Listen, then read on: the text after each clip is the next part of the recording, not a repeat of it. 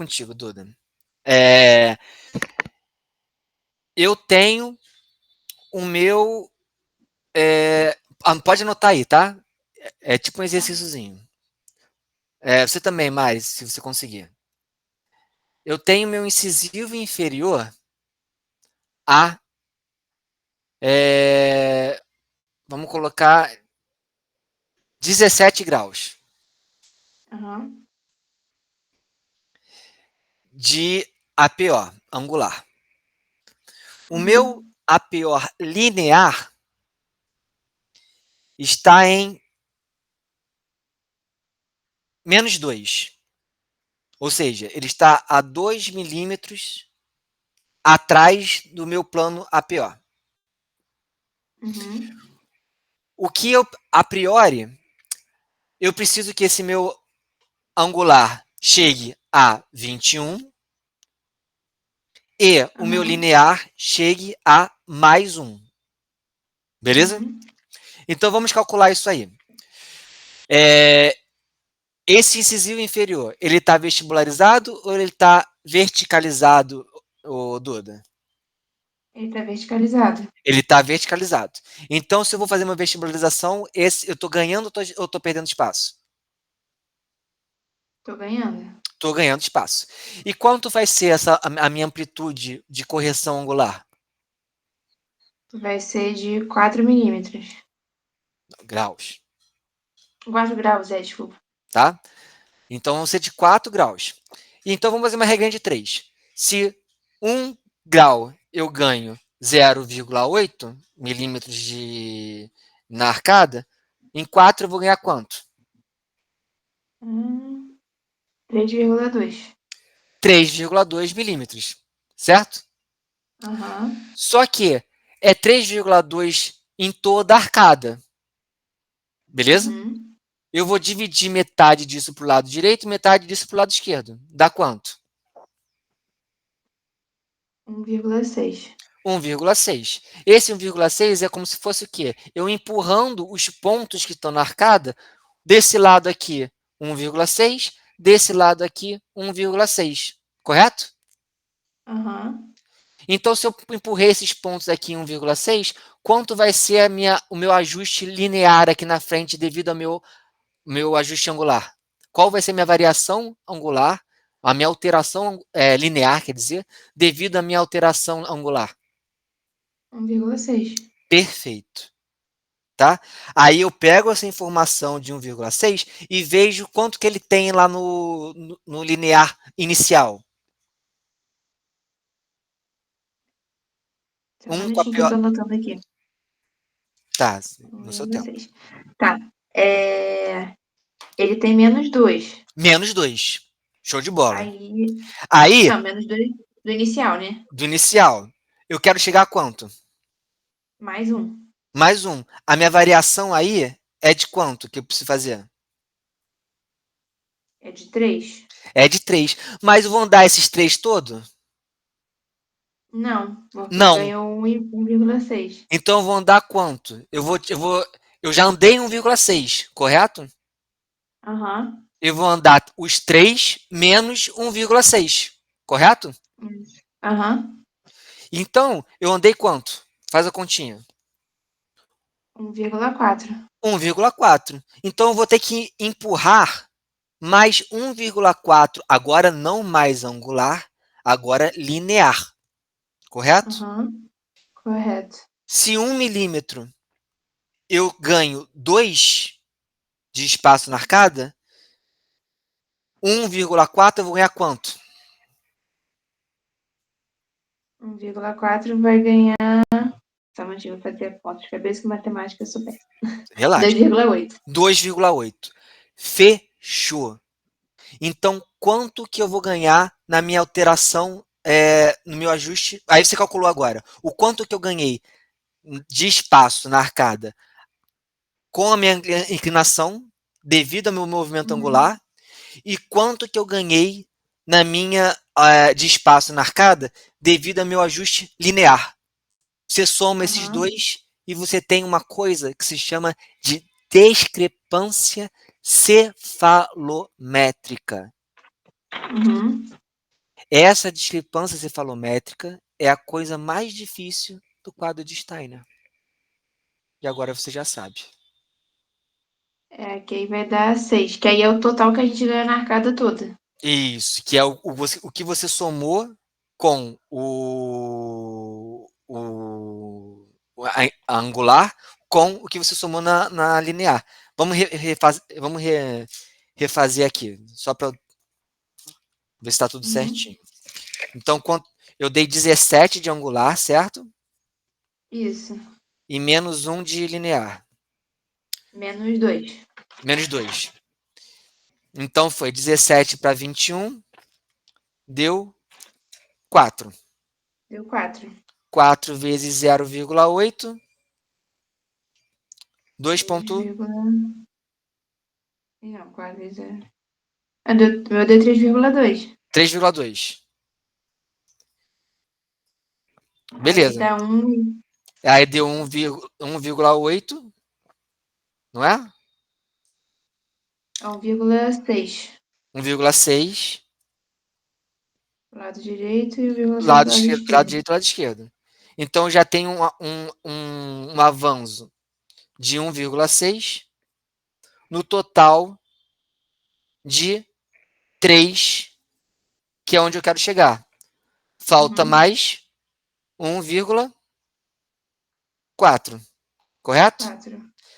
Então Aham. 1,4 vezes 2, porque são 2 milímetros de cada lado, dá o quê? 2,8. 8. Esse é o meu ajuste linear. Então vou somar os dois. Aham. O linear com o angular. Dá 6. Então, ajustando a posição do meu incisivo inferior, corrigindo o angular e depois corrigindo o linear, eu tenho esse ganho total de espaço. Uhum. Beleza? Beleza. Vão ter. Eu tenho vários exercícios aqui para vocês fazerem essas continhas, tá? Importante, porque é um pouco complexo. E assim, e façam, tá bom? Façam, porque você tem que treinar essa parada, senão vocês vão esquecer amanhã. Uhum. Pode deixar. Belezinha? Beleza. Temos nossos limitantes, né? As limitantes devido a essa vestibularização. Posso vestibularizar é, a la caralho, o que eu quiser? Não, porque eu tenho meus Não. limitantes funcionais, tenho meus limitantes estéticos, tenho meus limitantes cefalométricos, que é esse que a gente mediu agora, e tenho meus Aham. limitantes periodontais, que é o osso, que o osso não eu não tenho osso infinito, né? E todos esses limitantes, eles causam também, a gente precisa respeitar eles para ter mais estabilidade no nosso tratamento. Então vamos falar um por um, beleza? A primeira coisa, Uhum. funcional, tá?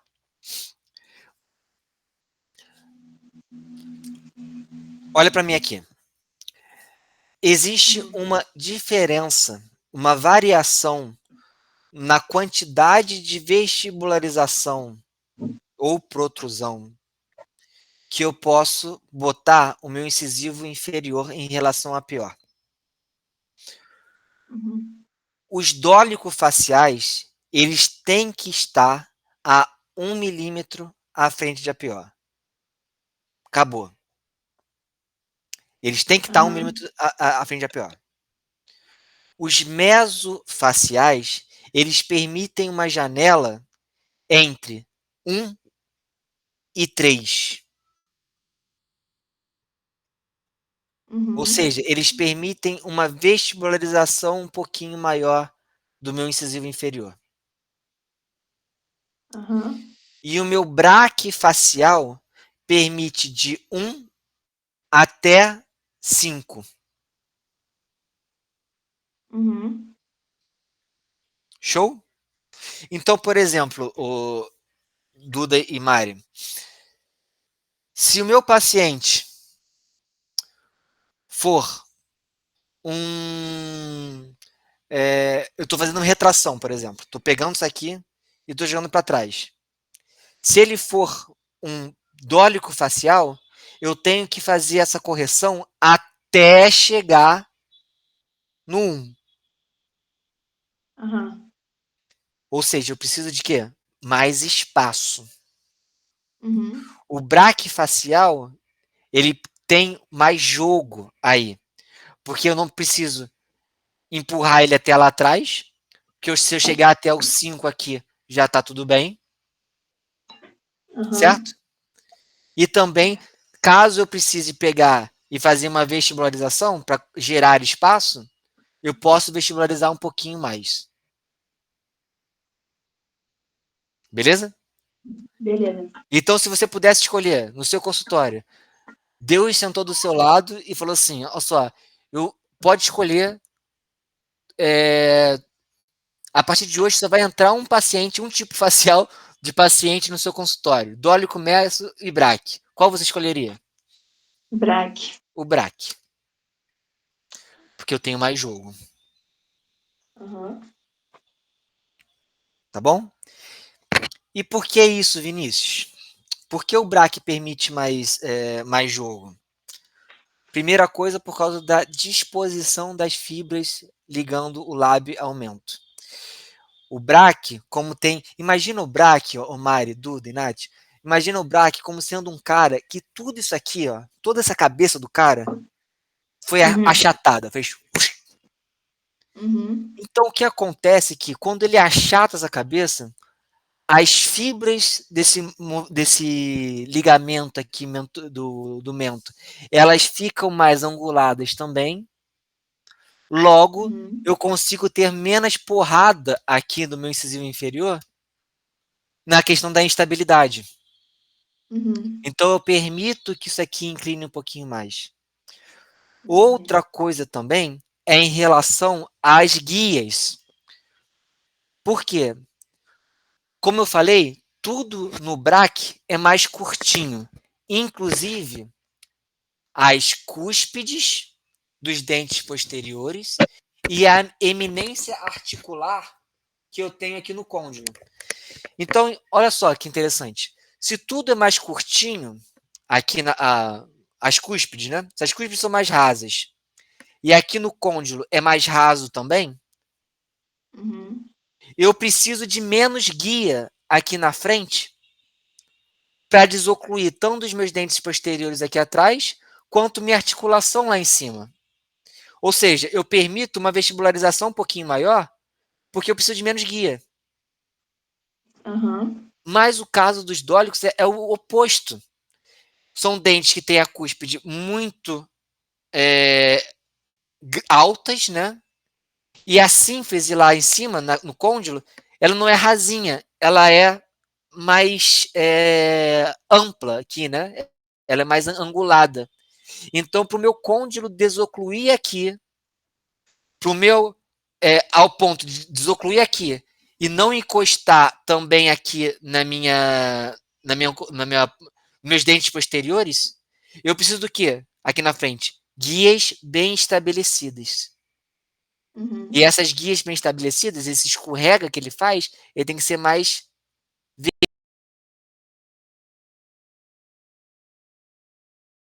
do biotipo facial do paciente.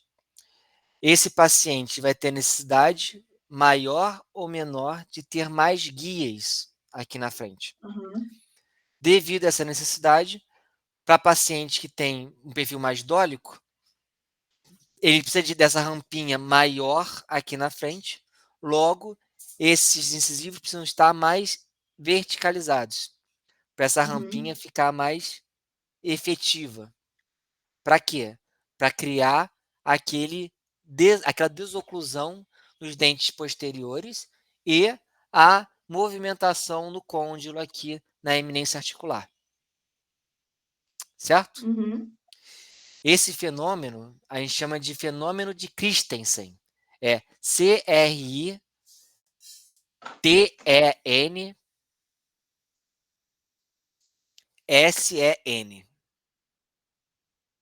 Pode repetir? Pra ver se eu fiz certo. Christensen. É Aham. Christensen. Aham. M, tá.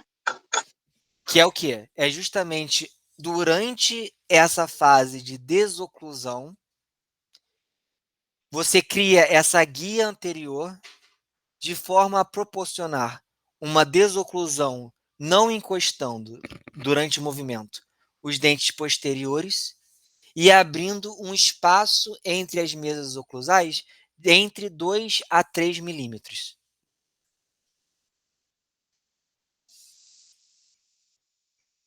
É que agora foi um pouco rápido demais. Volto. Durante o movimento de protrusão, Aham. em uma guia anterior bem feita, Uhum. E uma há guia anterior bem feita. a a desoclusão dos dentes posteriores, Os dentes posteriores. abrindo um espaço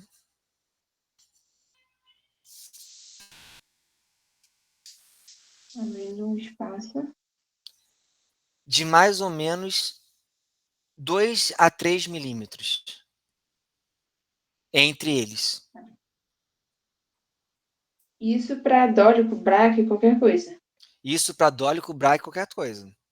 Mas para você conseguir fazer esse movimento, esse fenômeno de Christensen, aí Uhum. vai depender de qual biotipo do paciente, entendeu?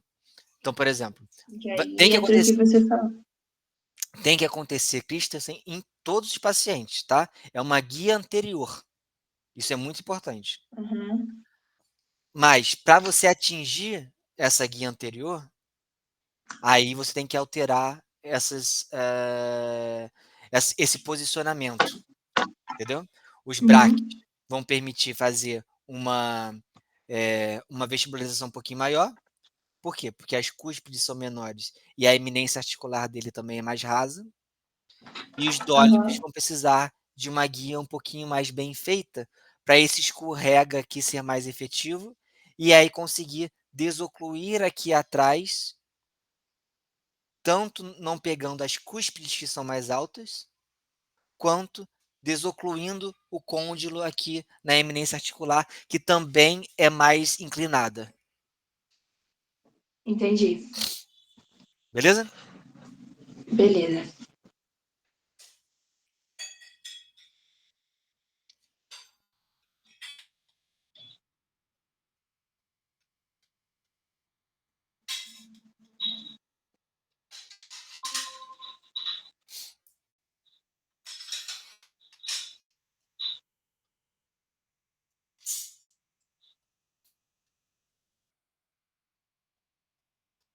E aqui os outros fatores cefalométricos que eu já meio que já introduzi para vocês, né? Que é a angulação do incisivo de 22 graus com APO angular, a distância de 1 milímetro com APO linear, tá? Tem outros fatores também que você pode servir como referência, que são o do, do plano oclusal com missura labial, que é um fator vertical, né?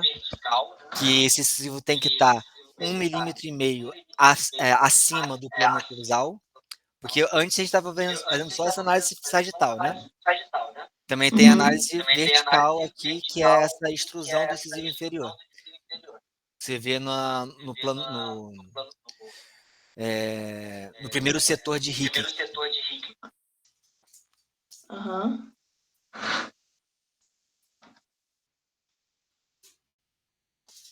Os fatores também estéticos, né? Você consegue ver assim. Você vê, o Mari, Duda, Nath, se esse paciente tem o quê? Você acha que ele tem uma boa relação sagital-labial? Não. Não. O que você acha que está acontecendo com o lábio dele? Tá sendo. Protruído. Está sendo protruído. Você vê uma vestibularização nesse caso? Aham. Não, você faria uma vestibularização nesse caso? Ah, não, não. Não faria, não.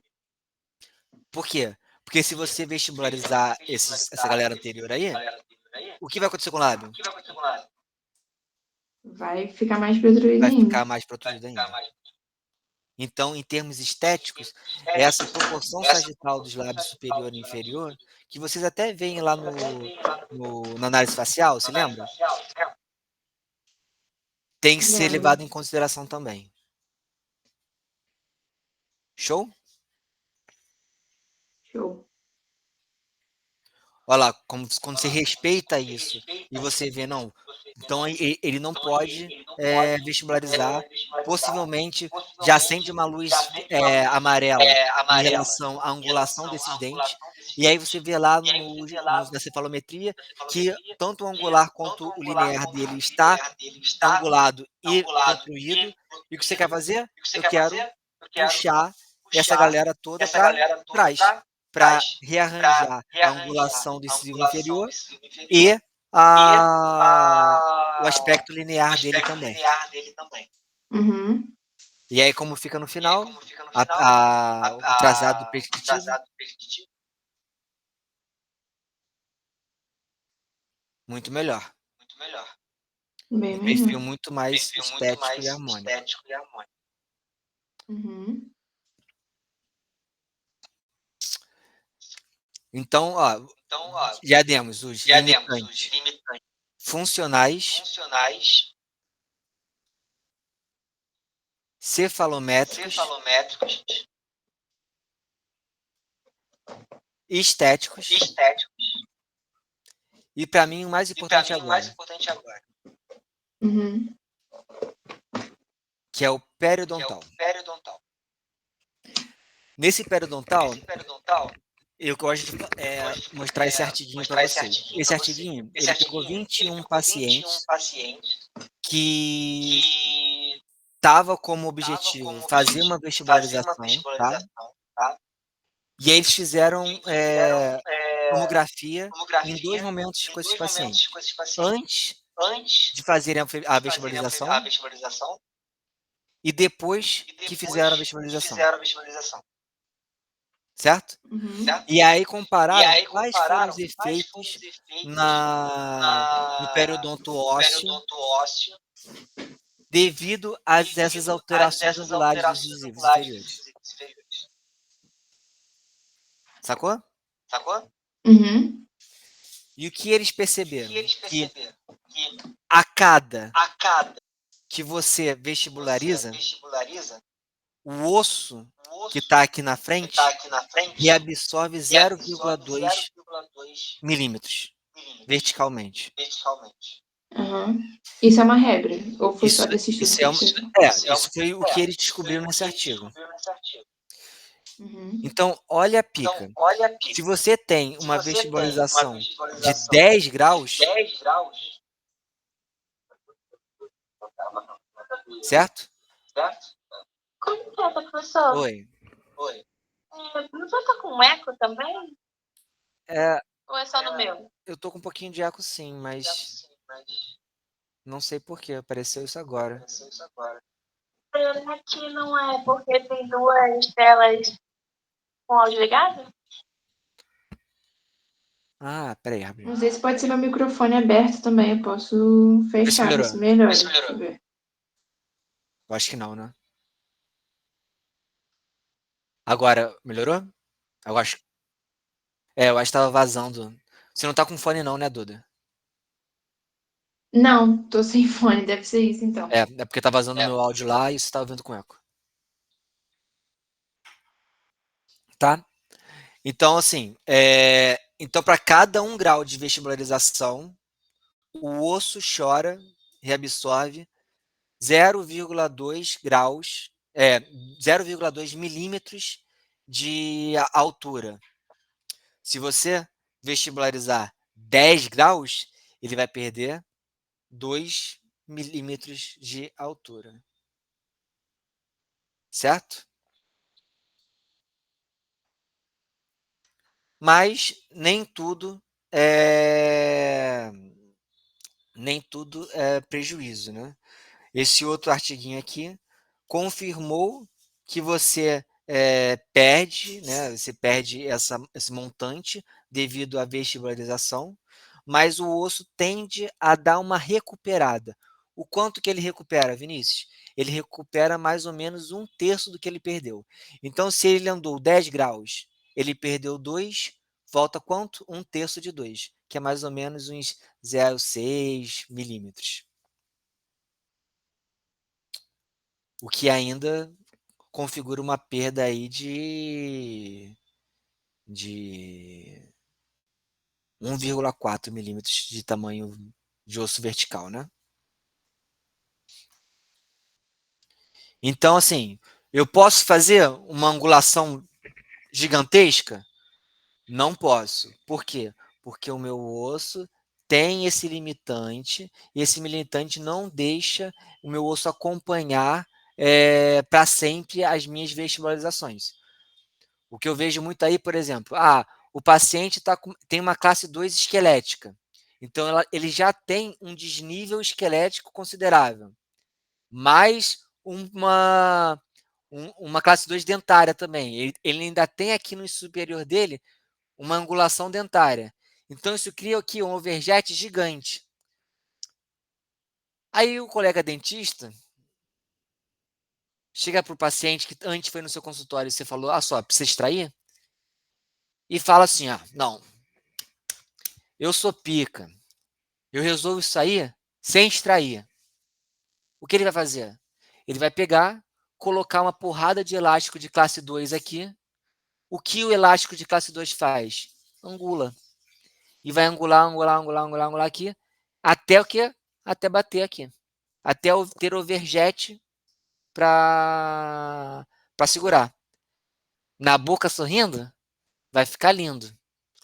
Mas tira uma tomografia para ver a condição do periodonto ósseo aqui, se não está lascado. Então, assim, gente,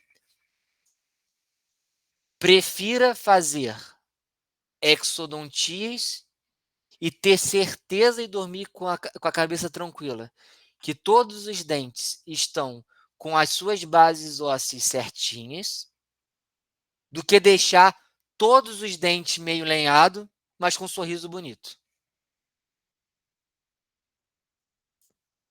Beleza? Porque no final Beleza. do dia você respeitou isso que eu estou mostrando para vocês, que são os limitantes periodontais. Show? Show. E assim a gente termina o primeiro item, que era o item das movimentações sagitais dos incisivos. O segundo item é essa verticalização ou distalização. Se lembra que daquelas 5 coisas que a gente pode fazer para conseguir espaço? Nós temos o quê? As nossas distalizações, certo? E aí, nessas distalizações, o que acontece? Eu tenho esse ganho de espaço aqui, que está representado entre essas duas linhas pretas tracejadas, que eu ganho de espaço às custas desse movimento do molar para trás. Primeira consideração que eu vou fazer com vocês, tá? E aí isso aí vai envolver um pouquinho de física. Eu vou parar de... Já vou, daqui a pouquinho. Vamos. Daqui a meia hora. Eu vou parar de compartilhar essa tela aqui. Não, posso botar um Paint. Paint.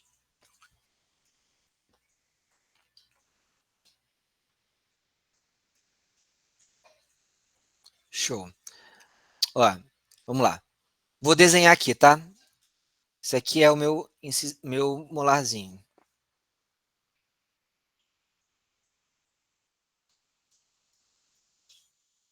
Beleza? E aqui está o meu Beleza. meu premolar, que parece um morango do amor. Vamos lá. Parece mesmo. Eu vou fazer esse molarzinho daqui, ó. Taco aqui com um tubinho, certo? E aí esse tubinho é onde vai a força, correto? Então vou colocar aqui a força como sendo empurrando ele para trás. Show de bola? Show de bola. Contudo, esse carinha aqui, essa força, ela não está sendo aplicada aonde? No centro de resistência do dente. O centro de resistência do dente no molar, ele fica aqui, na região da forca. Se eu aplico uma força longe do meu centro de resistência, isso gera na física um fenômeno que a gente chama de quê?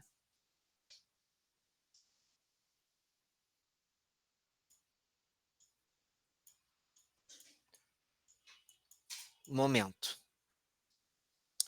E o momento? O momento é um evento rotacional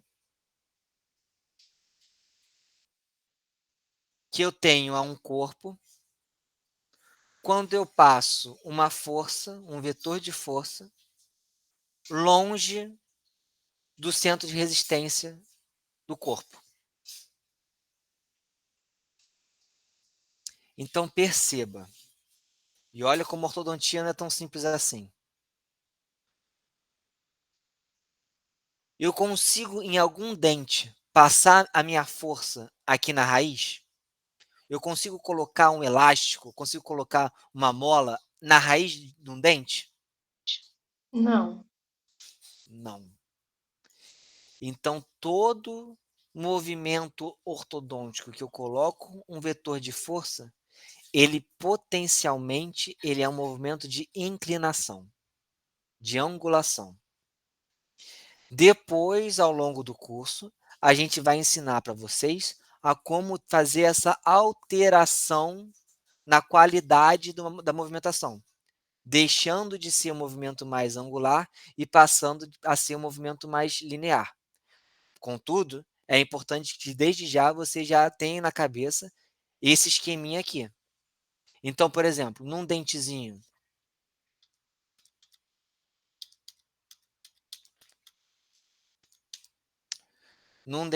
aqui, vou desenhar, vai. Ó, num molar aqui,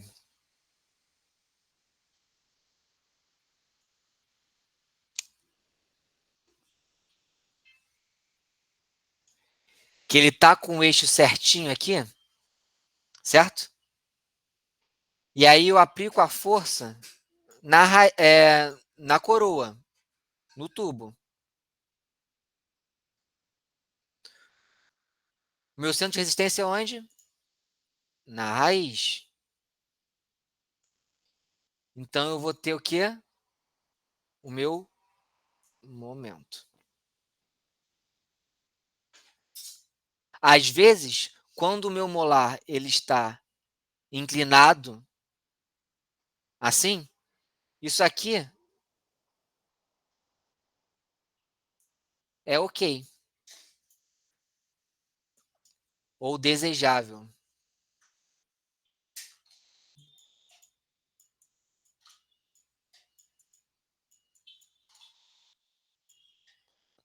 certo? Porque o que eu estou fazendo? Eu estou ganhando espaço aqui.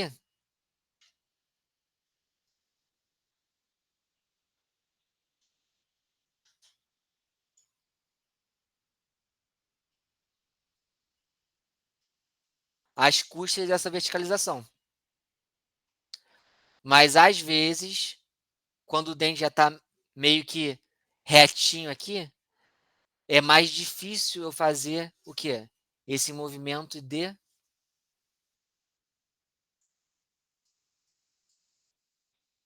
corpo. por causa justamente dessa tendência rotacional que o dente tem, por a gente não conseguir passar a força no centro de resistência dele. Sacou? O pré-molar também é assim ou é só molar? Todos. Todos os dentes são Até assim, incisivo. até o incisivo. Beleza? Então, por exemplo, naquela pegada que a gente falou mais cedo. A gente primeiro faz o movimento angular. Show de bola. Os dentes angulam direitinho. Mas se o movimento angular não for o suficiente para corrigir,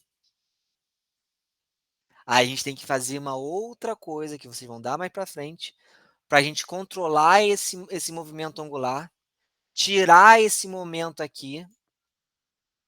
Opa. Tirar esse momento aqui, de forma a ele andar o que, Vinícius? Mais de corpo. Tá? Mas isso, como falei, são cenas dos próximos capítulos. Por hoje, o que eu quero que vocês entendam? Que, Vinícius, eu vou fazer. Eu vi o fulaninho do Instagram e, porra, ele faz a beça distalização. Posso ir distalizando, distalizando? Depende. Será que esse movimento que ele está fazendo de distalização é realmente uma distalização ou é uma verticalização? Porque a verticalização é mais fácil de fazer. Ou é realmente um movimento de corpo? Porque se você pegar e colocar uma força de distalização nesse dente aqui, que está bem angulado, que ele está reto, e não tiver nenhum controle da qualidade da movimentação, o que ele vai fazer é girar. Ele vai disto-angular. Se eu quero fazer isso, porque meu dente não está retinho assim, ele está mais angulado para frente, se ele está meso-angulado, ele está deitado, às vezes, porra, perdi aqui um, um vizinho, e aí esse meu dentezinho ele inclinou. Posso verticalizar para ganhar esse espaço? Posso. É um movimento que é mais previsível para ser feito. Movimentos de corpo são mais trabalhosos e menos previsíveis, justamente por essa característica do dente, da força sempre passar longe do meu centro de resistência. Beleza, Mari? Beleza, Duda? Beleza.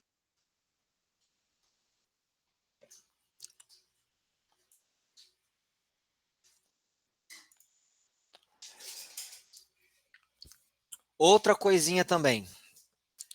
Se eu faço uma verticalização,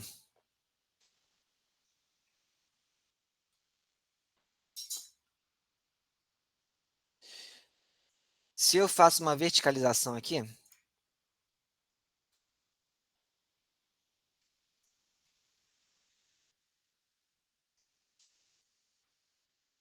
e giro isso aqui para cá, concorda que ele está nesse plano aqui, certo? Se eu girar ele assim, o que vai acontecer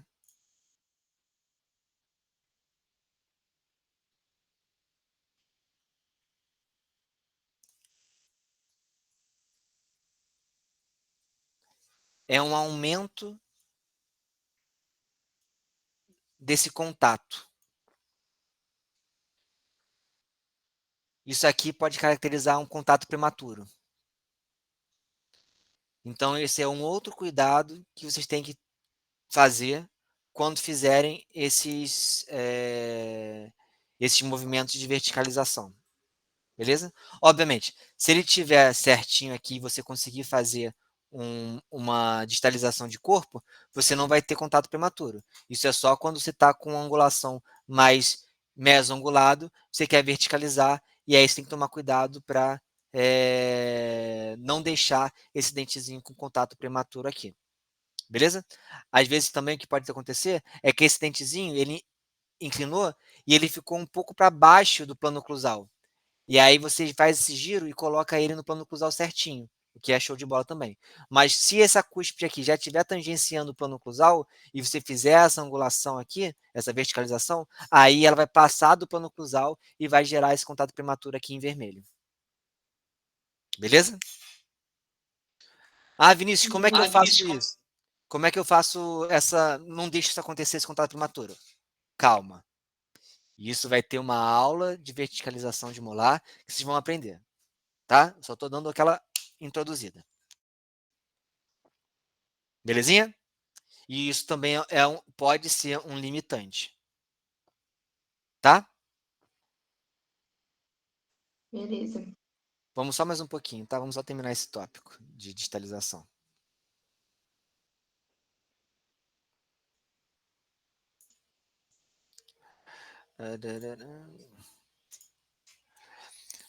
E a outra coisa que falta mencionar é sobre o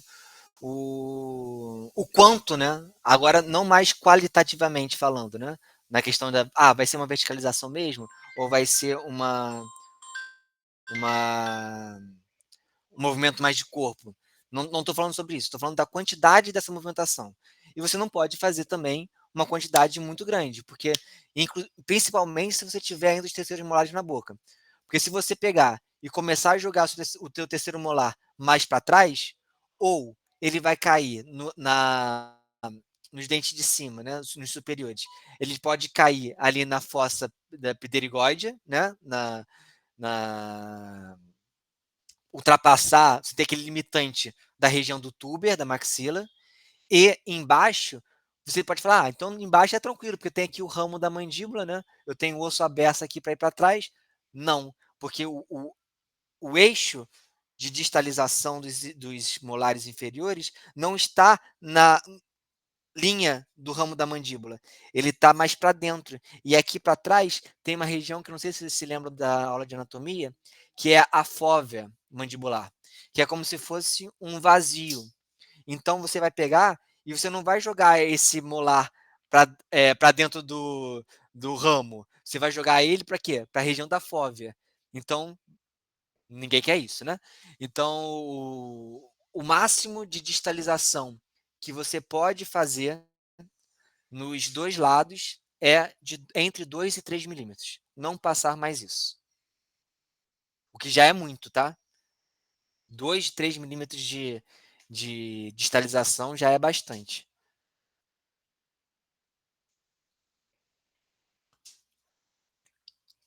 Beleza? Beleza. Para a gente finalizar aqui, tem uns artigos muito legais que mostram o comportamento do osso quando um dente ele é feito essa migração de distalização ou até mesialização mesmo, que aí ele vai pegando e quando ele dá essa distalizada, o osso que antes podia ser fininho, ele fica com uma espessura maior. É como se tivesse, por onde o dente passa, ele devolve o tamanho de osso da espessura. Olha essa foto que legal. Ó, eu tenho aqui, ó, uma tábua óssea bastante fininha, certo? Naquela região ali do primeiro molar. Aham. E, porra, eu queria colocar um implante aí. Mas eu tenho dois problemas aí. Eu tenho um problema que eu não tenho espaço para esse implante. Por quê? Porque esse meu dente, o meu segundo molar, mesializou e eu não tenho osso para esse implante, porque essa espessura óssea está muito laminada, está muito fininha. Então, como a gente pode resolver isso? Vamos por partes. Primeiro, a gente vai pegar na figura A. Esse instrumento que a gente usa aí se chama cantilever de verticalização. É como se fosse uma molinha que empurra e gera esse momento no dente. Então ele meio que inclina para trás o dente.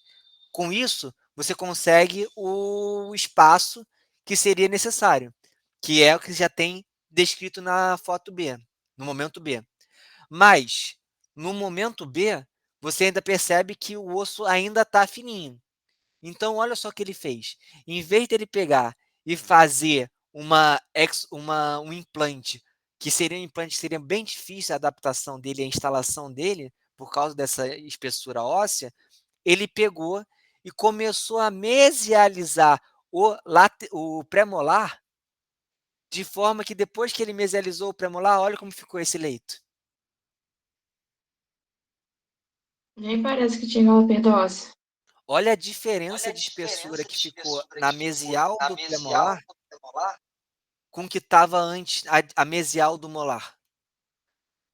Justamente por essa ação de onde, quando o osso ele vai, o dente, quando ele vai migrando atrás, no caminho que ele estava antes, né, ele deixa esse leito mais gordinho, mais preparado para receber o implante.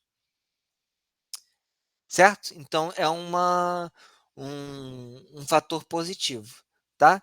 O único fator negativo aí é que na região aonde ele está sendo migrado, que aí seria essa interface entre o segundo molar e o segundo premolar, fica ainda um resquício de bolsa ali, porque o dente não consegue recuperar tudo até chegar na raiz do molar. Então é uma região que vai ter que ter um cuidadozinho também ali periodontal. Certo? Nessa região aqui entre que fica ali entre o molar e o segundo, que seria o segundo molar e o segundo pré. Olha aqui até na tomografia. Ó, tá vendo aqui, ó? Ó, na, na, na foto A, você consegue ver um vazio entre esses dois espaços, certo? Esse vazio, olha como ele é preenchido depois a mesial desse segundo pré, entre o primeiro e o segundo pré. Dá muita diferença. Dá muita diferença. Mas olha a distal do segundo pré, entre o segundo pré e o segundo molar. Vê que ainda falta osso aqui?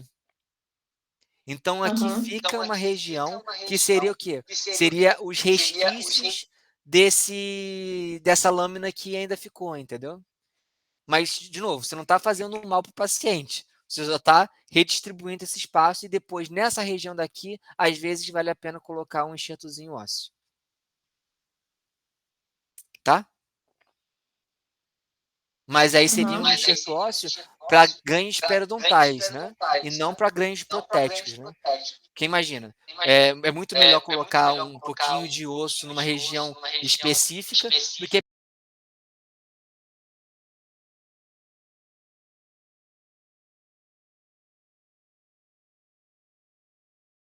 de você puxar e você fazer a força longe do centro de resistência. O que foi feito aqui? Ele fez como se fosse um braço com fio de aço aqui, tanto no molar quanto no pré, e uniu esses dois braços com uma mola, sendo que ele alongou esses braços até ficarem na altura de quem? Do centro de resistência. E aí propenciou esses dois dentinhos a terem o quê? Um movimento mais de corpo.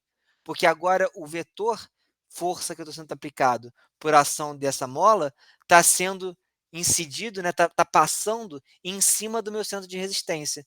E aí, por causa disso, eu não tenho